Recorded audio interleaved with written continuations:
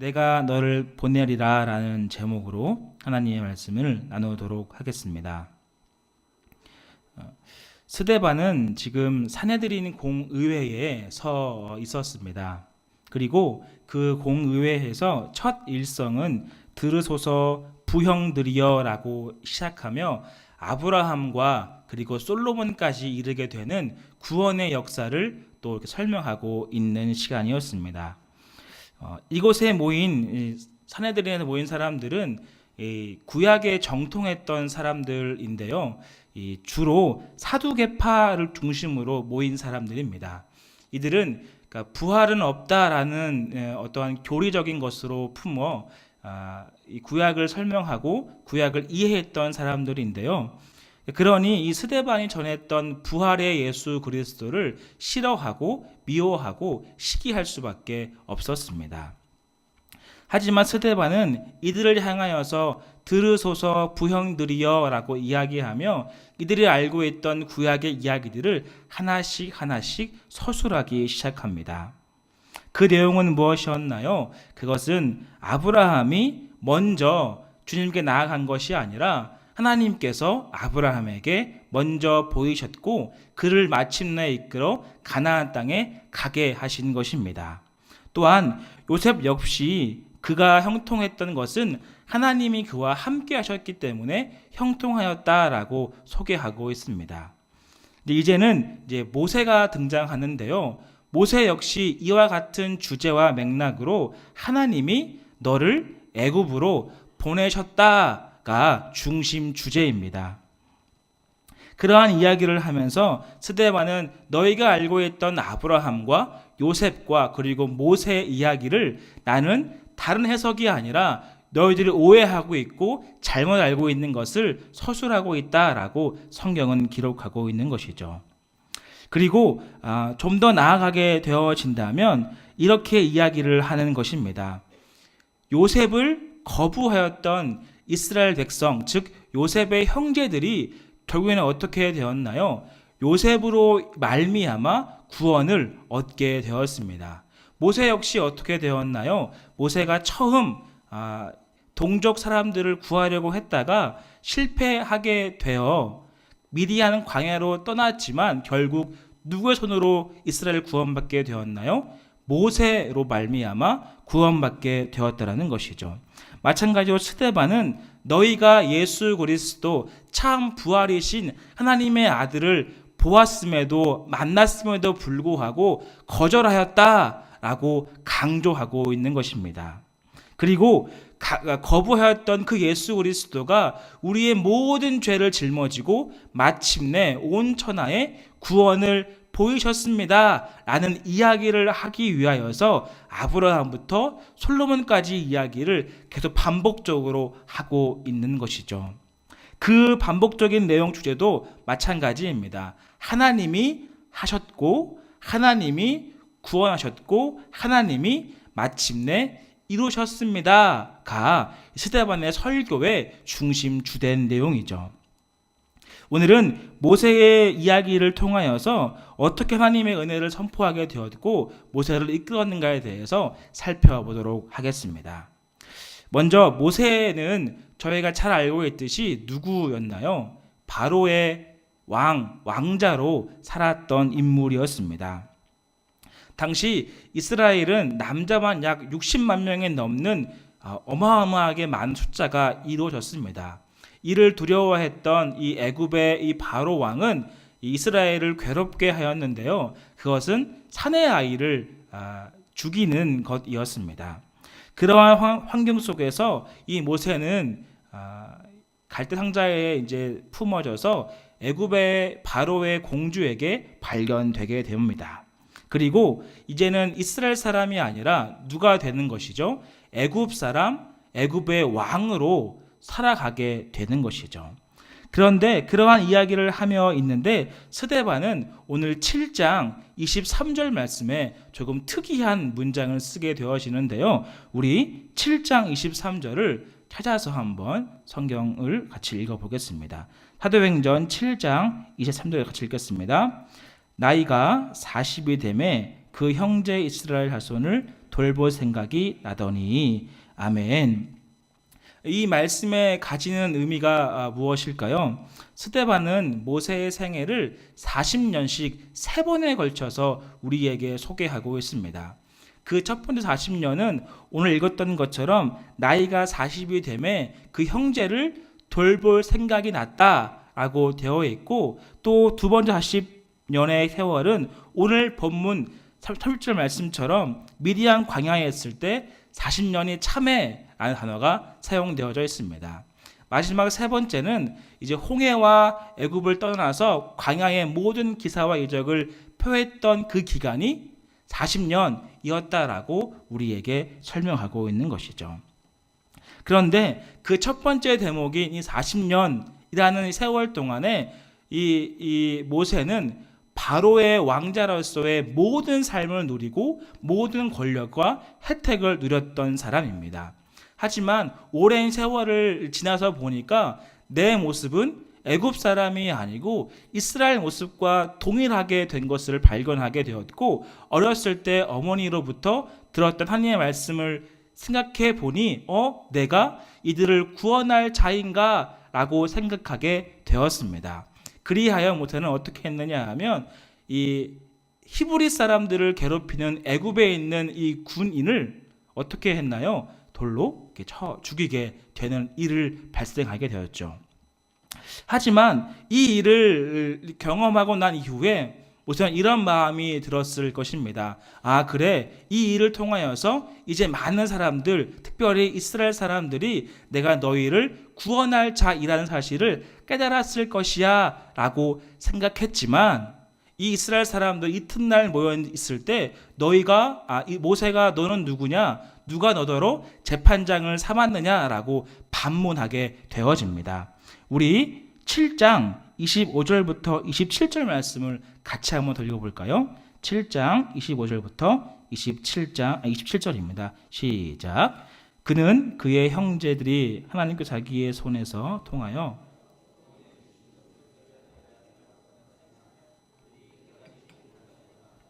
이튿날 이스라엘 사람들이 싸울 때에 모세가 와서 화해시키려 하여 이르되 너희는 형제인데 서로 해치느냐 하니, 그 동물을 해치는 사람이 모세를 밀어뜨려 이르되 누가 너를 관리와 재판장으로 우리 위에 세웠느냐. 아멘. 그러니까 모세의 40년의 세월의 첫 번째는 바로 동족인 이스라엘 사람들을 구원하기로 작정하고 마음에 담고 내가 그들을 도와주거나 구원을 이루게 된다고 하면 많은 사람들이 나를 향하여서 하나님의 구원자이라는 것을 알았을 거라 여겼습니다. 하지만 동족인 사람들을 도와주고 애굽 사람을 죽인 이후에도 이스라엘 사람들은 어떻게 했느냐요? 누가 너에게 재판장과 관리를 세웠느냐 하고 반문하고 있는 것이죠. 이것을 이야기하면서 스데반은 우리에게 무엇을 말하고 있느냐 하면요, 이스라엘 사람들이 정말 이 모세를 통하여서 출애굽을 할 것이지만 그들이 거절하였다라고 우리에게 소개하고 있습니다. 요셉도 이스라엘 백성, 즉 이 요셉의 형제들이 시기하여 애굽에 팔았듯이 모세 역시 너희가 거절하였다라고 이야기하고 있죠. 많은 사람들이 모세를 향하여서 너가 어떻게 애굽 사람인데 우리를 위해 돕느냐라고 의문점을 품지 않았습니다. 그냥 너도 어제처럼 죽인 사람처럼 나도 죽이려 하느냐라고 이야기했던 것이죠. 무슨 말인가요? 모세는 자신들의 형제들이 모세를 통해 구원을 베풀 것을 알았지만 이스라엘은 깨닫지 못했다라는 것입니다. 더 생각해 본다면 이스라엘을 감독한 사람은 누구인가요? 애굽 사람들이라는 거죠. 그리고 이 애굽 사람들 중에 이 모세는 왕자였습니다. 그러니 믿음의 눈으로 바라보고 이 모세를 구원자로 바라보지 않는다고 하더라도 애굽의 왕자이기 때문에 그런 어떤 권력과 어떠한 힘과 능력이 있어서 그에게 순종하거나 순복해야 했던 것이죠. 하지만 이들의 반응은 어땠나요? 너가 감히 누가 너를 재판장으로 세웠느냐, 속량자로 세웠느냐라고 이야기하고 있는 것이죠. 이것은 바로의 어떠한 권력을 인정하는 것도 아니고, 그리고 하나님의 구원자라는 사실도 인정하지 않았던 것을 보게 되는 것입니다. 마치 이렇게 말하는 것 같습니다. 요셉의 형제들이 요셉을 거절하였던 것처럼 너희들도 모세를 거절하였고 이후에 금송아 사건을 통하여서 여전히 하나님을 배신하고 배반하였던 것을 기억하고 있지 않느냐라고 이야기하고 있는 것이죠. 계속해서 주님의 일을 무시하고 현실만 바라보았고 도망가려 했던 너희들의 모습이 이 자리에 있지 아니하냐라고 스데반은 계속적으로 우리에게 이야기하고 있습니다. 이러한 거절의 이야기는 7장 51절부터 53절 말씀에 결론 내리고 있는데요. 우리 51절부터 53절까지 말씀을 함께 같이 읽어보겠습니다. 7장 51절부터 53절까지 말씀입니다. 읽겠습니다. 목이 걷고 마음과 귀에 할례를 받지 못한 사람들아, 너희도 너희 조상과 같이 항상 성령을 거스르는도다. 너희 조상들의 선지자들 중에 누구를 박해하지 아니하였느냐? 의인이 오시리라 예고한 자들을 그들이 죽였고 이제 너희는 그 의인을 잡아준 자요 살인한 자가 되나니 너희는 천사가 전한 율법을 받고도 지키지 아니었다 하니라. 아멘. 그러니까 스데반의 설교의 결론은 바로 여기 있는 것입니다. 너희가 하나님의 백성을 구원하러 보낸 사람들을 거절하고 시기하고 억압하고 배반하고 도망하고 거절하였다라고 이야기하고 있으며, 결국 그 거절하였고 배반하였던 그 사람을 통하여서 이스라엘이 구원받게 되지 않았느냐라고 이야기하고 있죠. 마찬가지로 예수 그리스도가 이 땅 가운데 오셔서 너희를 위하여 재판장, 속량자로 삼아 너희들을 구원시키려 하였지만 너희 생각과 고든 마음과 불건강한 모습 때문에 예수 그리스도를 십자가에 죽이지 않았느냐라고 말씀하고 있습니다. 이 속량자라고 하는 것은 구원한다는 의미를 갖고 있거든요. 이 모세를 향하여서 누가 너를 재판장, 속량자로 이야기하였느냐라고 하는 것처럼 예수 그리스도를 향하여서 누가 너를 속량자로 삼았느냐라고 질문하고 있는 것이죠. 여러분, 우리가 생각할 것은 바로 여기에 있는 것 같습니다. 나에게 찾아오신 주님과 나와 함께 하신 하나님을 바라볼 때 우리는 어떠한 믿음과 어떠한 환경을 가지고 나아가는지를 바라보길 원해요. 나와 함께 하시고 나의 모든 것을 구원하기를 원하시는 주님께서 이 땅 가운데 오셨지만 우리는 우리의 생각과 우리의 마음과 또 우리의 가지고 있는 사상들 때문에 주님을 거절하였던 것을 종종 발견하게 되는 것이죠. 여러분, 모세를 이들은 왜 거절하고 이들은 왜 모세를 향하여서 누가 너를 세웠느냐라고 말했을까요? 모세가 애굽에 있는 바로의 왕의 어떠한 권력과 어떠한 군사적인 파워와 어떠한 막강한 힘으로 말미암아 이스라엘을 구원시키고 어떠한 이 출애굽을 하기로 결정하고 군대를 이끌고 와서 내가 너에게 함께 하겠다라고 이야기를 했으면 이스라엘 사람들도 그런가 보다, 이 사람이 우리의 구원자인가 라고 생각했겠지만 애굽 사람을 죽인 이후 바로의 이 모세의 형이었던 바로의 왕은 모세를 잡아 가두려고 이 모든 애굽 사람들에게 명령을 했던 일이 있었습니다. 그러니 이 모세가 힘과 권력과 능력도 아무것도 없이 도망자의 신세인 이스라엘 사람도 다가왔으니 이들의 마음 가운데 어떠한 마음이 들겠습니까? 내가 생각했던 메시아 혹은 구원자는 이러한 모습이 아닐 터인데 내가 바랬던 것은 애굽 군대를 무찌르고 모든 힘과 권력을 누려서 당당하게 출애굽할 것을 기대했는데 지금 모세는 애굽의 바로의 왕의 도망자 신세가 되었다는 것을 알았던 것이죠. 그러니 어떠한 말을 하겠나요? 너가 누구의 권리로 우리의 재판장을 삼아서 우리 역시 힘들게 하고 어렵게 했느냐라고 질문하고 있습니다. 스데반은 계속해서 우리가 주님께서 영접하시고 은혜를 베푸신 것을 깨닫지 못하고 거절하였다라고 반복해서 이야기하고 있습니다. 저와 여러분들은 이러한 이야기를 종종 하는 경우를 보게 되어집니다. 그러니까 지나고 보면, 또 시간이 지나고 보면 그 시간이 지남에 따라서 하나님의 뜻을 알았어 라고 이야기를 합니다. 당시에는 잘 몰랐고 이해할 수 없고 몰랐었지만 시간이 좀 흐른 이후에는 그때 그 상황과 그 환경들이 하나님의 뜻과 때에 따라서 이루어졌다라고 이야기를 하고 있죠.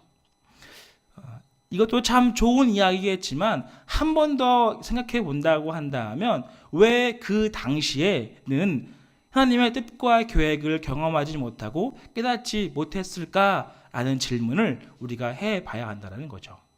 어쩌면 그때에도 지금 이 상황도 주님의 뜻과 섭리와 계획들이 우리와 함께 동행하여 크게 일하고 계시는데 우리 그것을 바라보지 못하고 있을 경우가 더 많다는 것이죠. 그 이유가 무엇일까요? 그것은 주님의 뜻과 계획보다 내 생각과 내 뜻이 더 앞서 있기 때문입니다. 모세를 향하여서 많은 군사와 권력으로 말미암아 구하는 것을 기대했던 것처럼 예수 그리스도를 향하여서 모든 세계에 달과 같은 힘과 권력으로 모든 세계를 지배할 것처럼 생각했던 이들의 마음이 먼저 앞섰기 때문에 살아계신 하나님을 무시하고 거절하고 그를 배반하였고 결국에는 죽음에 이르기까지 했다라는 것이죠. 마찬가지로 모세도 그를 거절하였고 누가 너를 죽이느냐라고 이야기하여 모세는 떠나버리게 되었다는 사실입니다. 여러분, 우리는 우리의 생각과 우리의 마음들을 멈추고 하나님의 뜻과 계획을 먼저 앞에 세워서 그 뜻과 그 계획에 따라 살아가야 하는 것이죠.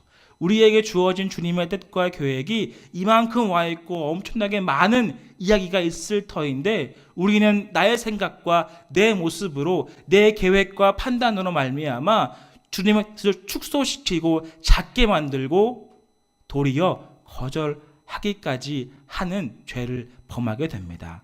그러므로 모든 것을 멈추고 끊어서 주님 앞에 나아가 그 뜻을 이루는 우리가 되기를 바랍니다. 또한 이 모세는 광야에서의 생활들이 등장하게 되어지는데요. 모세가 광야에서 40년 동안 지나게 되어지는데 두 아들을 낳게 됩니다. 첫 번째 아들의 이름은 무엇이었을까요?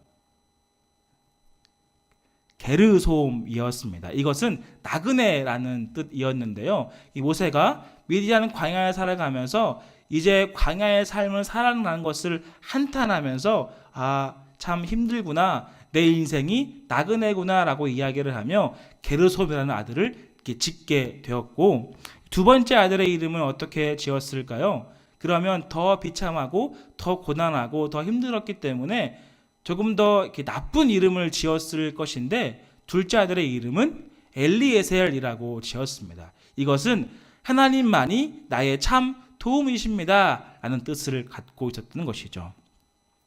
모세가 이 광야의 생활을 통하여서 깨달았던 것은 무엇이냐 하면 하나님만이 나의 참 도움이시구나 라는 것을 깨닫고 그 신앙 고백을 이 둘째 아들의 이름을 통하여서 우리에게 소개하고 있는 거예요.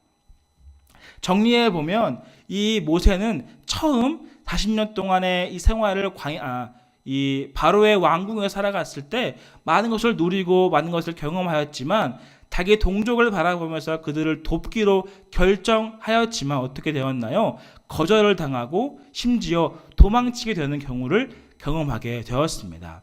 그 광야 생활 동안에 나는 이제 이것을 할 수 없느냐라고 신태한탄하다가 지나고 보니 모든 것이 하나님의 도우심으로 나와 함께 하였구나라는 깨닫고 난 이후에 둘째 아들의 이름을 엘리에셀이라고 지었다는 것이죠. 그런 이후에 모세는 어떠한 생활을 하게 되었나요? 오늘 본문 말씀처럼 시내산에서 그 불꽃 떨기나무 아래에서 신을 벗게 되는 행동을 하게 되었고 이후에 그 놀라운 이 출애굽과 홍해 사건과 광야의 많은 기적과 이사들을 행하게 되었던 놀라운 일이 발생하게 되었던 것이죠. 우리의 뜻과 우리의 계획과 나의 생각과 나의 모습은 저만치 먼저 가고 있는 것처럼 보이지만 하나님께서는 다른 생각과 다른 방법과 우리가 알지 못하는 그 때와 그 시기에 맞춰서 일하고 계심을 우리는 깨달아야 합니다.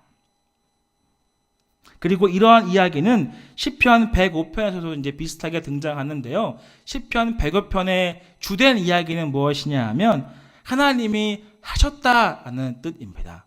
아브라함도 요셉도 모세도 모든 것이 하나님이 그를 이끌었고 하나님이 하셨다라고 결말을 맺고 있는 거예요. 마찬가지로 이 모세의 이야기를 스데반은 목소리 높여서 하는 이유는 무엇이냐 하면 너희가 그토록 예수 그리스도를 거절하였고 모세를 거절하였고 누군가를 거절하였고 주님의 말씀을 듣지 않았지만 하나님께서 일하셔서 하나님께서 택하셔서 하나님이 함께 하셔서 모든 것을 이루셨다라고 우리에게 이야기하고 있는 것입니다. 우리 마지막으로 이 본문 34절부터 36절까지의 말씀을 우리 함께 읽어보겠습니다. 읽겠습니다. 내 백성이 애굽에서 괴로움 받음을 내가 확실히 보고 그 탄식한 소리를 듣고 그들을 구원하려고 내려왔노니 이제 내가 너를 애굽으로 보내리라 하시니라. 그들의 말이 누가 너를 관리와 재판장으로 세웠느냐 하며 거절하던 그 모세를 하나님은 가시떨기 가운데서 보이던 천사의 손으로 관리와 속량하는 자로 보내셨으니 이 사람이 백성을 인도하여 나오게 하고 애굽과 홍해와 광야에서 40년간 기사와 표적을 행하였느니라. 아멘. 여기서 볼 수 있듯이 너희가 거절하였던 이 모세 그리고 너희가 누가 감히 재판장을 세웠느냐고 이야기하였지만 어떻게 얘기하고 있습니까? 하나님께서 친히 재판장을 세워서 내가 너로 하여금 애굽으로 보내겠다라고 하나님이 함께 하시는 겁니다. 이것이 우리에게 주는 되게 귀한 교훈은 무엇이냐 하면 한 가지라는 것이죠. 우리가 거절하고 때로는 불성실하고 때로는 죄와 어려움과 주님을 배반하였던 모든 것들이 우리 안에 있고 상황 가운데 있지만 하나님은 그 모든 것들을 통하여서 내가 너를 애굽으로 보내겠다. 다른 사람이 뭐라고 하든 다른 사람이 자격이 없다라고 이야기하던 하나님인 나는 너를 사랑하여 내가 너와 함께하여 주님의 뜻과 계획을 너를 통하여서 이루겠다라고 우리에게 말씀하고 있는 거죠. 그리고 그 모세와 같은 분을 우리에게 여전히 내가 너를 보냈다라는 것처럼 우리 가운데 보내셨습니다. 그분이 누구신가요? 바로 예수 그리스도라는 거죠. 예수 그리스도를 우리가 함께 동행하고 그분과 함께 살아가지만 때로는 죄 가운데 있고 그분을 거절하였고 그분과 함께 동행하지 못한 것을 고백할 수 있지만 하나님의 열심과 하나님의 크신 능력과 그 권능과 그 은혜로 말미암아 하나님이 예수 그리스도를 우리에게 보내주셔서 우리로 하여금 하나님의 일을 이루시게 하신다라고 성경은 우리에게 말씀하고 있습니다. 사랑하는 여러분, 거절하였던 것 그리고 내 뜻과 내 계획을 앞세웠던 것을 모두 멈추고 하나님의 뜻과 계획을 먼저 앞에 세워두는 우리가 되기를 바랍니다.